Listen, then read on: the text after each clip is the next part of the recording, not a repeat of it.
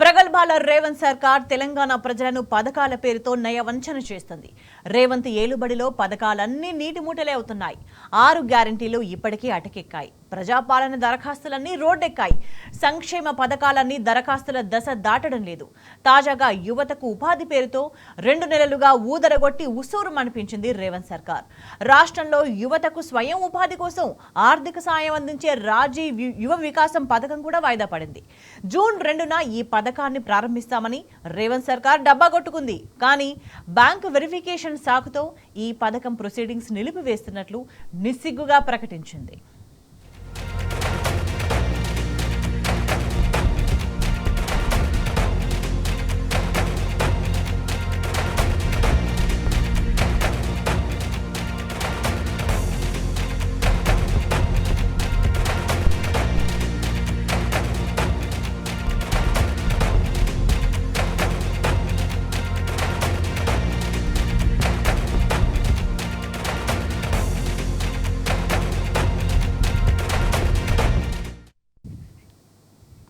రాజీవ్ యువ వికాసం పథకం తీరు పేరు గొప్ప ఊరు దిబ్బ అన్న చందంగా మారింది.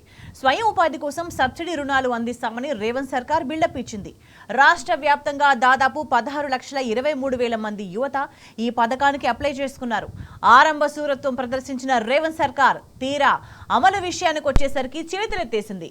ముందు సిబిల్ స్కోర్ ఉంటేనే లోన్లు వస్తాయని లింక్ పెట్టింది. దీనిపై రాష్ట్ర వ్యాప్తంగా నిరసనలు వెల్లువెత్తడంతో తర్వాత 30% మందికే ఇస్తామని చెప్పింది. తొలుత 50,000 యూనిట్లు ఇస్తామని చెప్పింది. జూన్ 2న రాష్ట్ర వ్యాప్తంగా లబ్ధిదారులకు ప్రొసీడింగ్స్ అందిస్తామని 2 నెలలుగా ప్రచారం చేసుకుంది. కానీ బ్యాంక్ వెరిఫికేషన్ పూర్తి కాలేదని ప్రొసీడింగ్స్ ఇవ్వకుండా పథకాన్ని నిలిపివేసింది.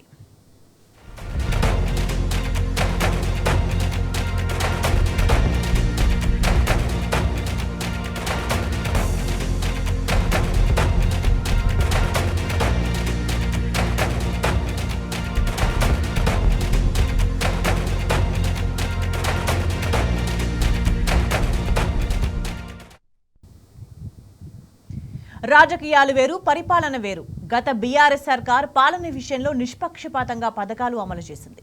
రాజకీయాలకు అతీతంగా సంక్షేమ పథకాల ఫలాలను ప్రజలకు అందించింది.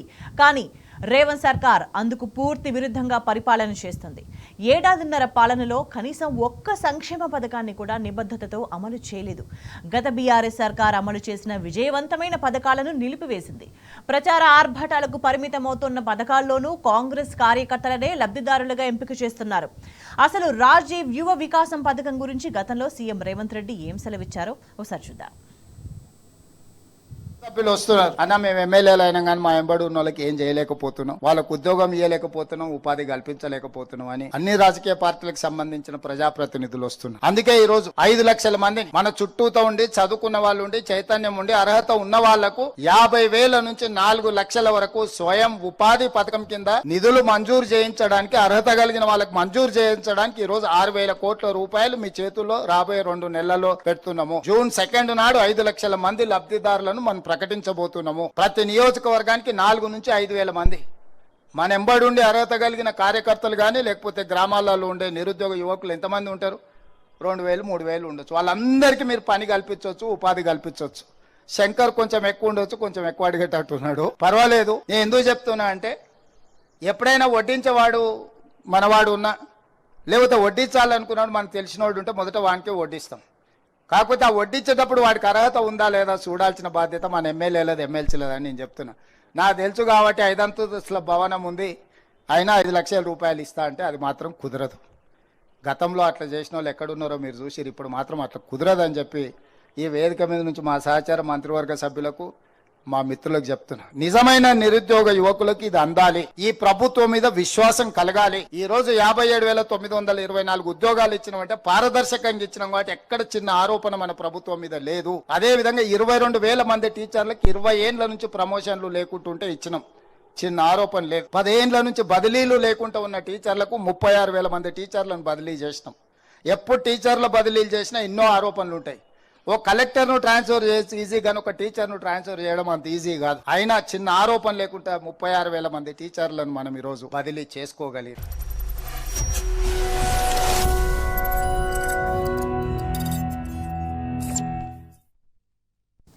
సీఎం రేవంత్ రెడ్డి చెప్పినట్టుగానే రాజీవ్ యువ వికాసం కాంగ్రెస్ కార్యకర్తలకి అన్నచందంగా మారింది పరిస్థితి. అందుకు తగ్గట్టుగానే ఈ పథకం మార్గదర్శకాలు రూపొందించారు. ప్రతి జిల్లాలో ఇన్ఛార్జ్ మంత్రి ఆమోదంతోనే లబ్ధిదారులను ఎంపిక చేయాలనే నిబంధన పెట్టారు. నియోజకవర్గాల స్థాయిలో ఎమ్మెల్యేలు లబ్ధిదారుల జాబితాను ఫైనల్ చేస్తున్నారు. గ్రామ స్థాయి నుంచి జిల్లా స్థాయి వరకు లబ్ధిదారుల ఎంపికలో కాంగ్రెస్ నేతల జోక్యమే ఎక్కువగా కనిపిస్తోంది. కాంగ్రెస్ సర్కార్ తీరుపై రాష్ట్ర వ్యాప్తంగా యువత మండిపడుతున్నారు.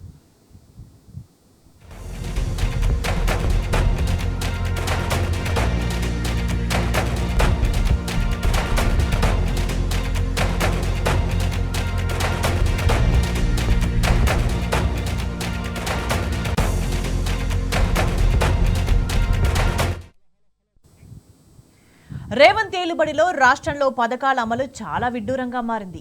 ఏ పథకం తీసుకున్నా కాంగ్రెస్ కార్యకర్తలకే అగ్రతాంబూలం దక్కుతుంది. దీనిపై రాష్ట్ర వ్యాప్తంగా ఇప్పటికే ఎన్నో ఆందోళనలు జరిగాయి.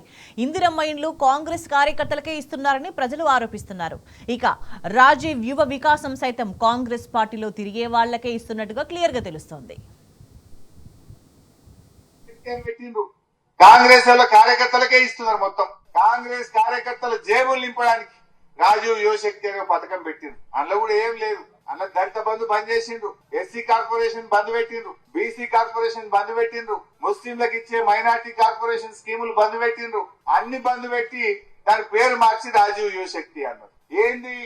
కాంగ్రెస్ వాళ్ళని మేపనికి, వాళ్ళ నాయకులకు వాళ్ళ కార్యకర్తలకు ఇవ్వడానికి పెట్టినటువంటి పథకం పెట్టిండ్రు. కేసీఆర్ ఉండగా ఏ స్కీమ్ పెట్టినా అందరికి ఇచ్చిండు. రైతు బంధు ఇస్తే అందరికి వల్లే ఊళ్ళే, కళ్యాణ లక్ష్మి ఇస్తే ఊళ్ళే అందరికి రాలేదా? చెరువులు మంచిగా చేస్తే అన్ని చెరువులు బాగా చేయలేదా? కేసీఆర్ కిట్ ఇస్తే దవాఖానకు పోతే ప్రతి ఆడవిళ్ళకి ఇచ్చిందా లేదా? కానీ వీళ్ళు వచ్చినాక కాంగ్రెస్ వాళ్ళకే ఇస్తారట, పబ్లిక్ ఇయ్యారట. వాళ్ళ మింగనీకే సరిపోతున్నది మొత్తం. ఇవి కూడా మనం ఆలోచన చేసుకోవాల్సిన అవసరం ఉంది. తీగులు గ్రామం మంచిగా అభివృద్ధి చేసుకున్నాం. బ్రహ్మాండమైన గ్రామ పంచాయతీ భవనం కట్టినాం. ఊళ్ళో డబుల్ రోడ్ అడిగితే చేసినాం, మోరీలు చేసినాం, చెరువులు బాగా చేసినాం, హాస్పిటల్లో ఫ్యామిలీ క్వార్టర్స్ కట్టించినాం, మీ అన్ని కులాలకు భవనాలు కట్టించినాం, గ్రామ పంచాయతీతో సహా అనేక కార్యక్రమాలు చేసినాం. ప్రజాపాలన పేరుతో రేవంత్ సర్కార్ చేస్తున్న ఆర్భాటం అంతా ప్రచారాలకే పరిమితమవుతుంది. రాజీవ్ యువ వికాసంపై 2 నెలలుగా ఊదరగొట్టిన ప్రచారం అంతా బూటకమని తేలిపోయింది. ఒక రాజీవ్ యువ వికాసమే కాదు, కాంగ్రెస్ గద్దెనెక్కిన తర్వాత ఏ పథకమూ పట్టాలెక్కలేదు. ప్రజాపాలన దరఖాస్తులను రోడ్డు పాలు చేసిన ఘనత రేవంత్ సర్కార్కే దక్కుతుంది. ప్రజా సమస్యలు తీర్చేందుకు ప్రజా దర్బార్ నిర్వహిస్తామన్న సీఎం రేవంత్ రెడ్డి ఒక్కసారి హాజరయ్యాడు. మిస్ వరల్డ్ పోటీలకు మాత్రం 6 సార్లు వెళ్లారు. తెలంగాణ ప్రజలంటే సీఎం రేవంత్ రెడ్డికి అంత ప్రేమ. మరి కనీసం గత బీఆర్ఎస్ సర్కారు విజయవంతంగా అమలు చేసిన పథకాలను కొనసాగించే ఇంగితం కూడా లేదు కాంగ్రెస్ ప్రభుత్వానికి. పోనీ కొత్తగా ఏదైనా సంక్షేమ పథకం అమలు చేస్తున్నారా అంటే అది లేదు. ఏ పథకం తెచ్చినా కేవలం అప్లికేషన్లకే పరిమితమవుతోంది.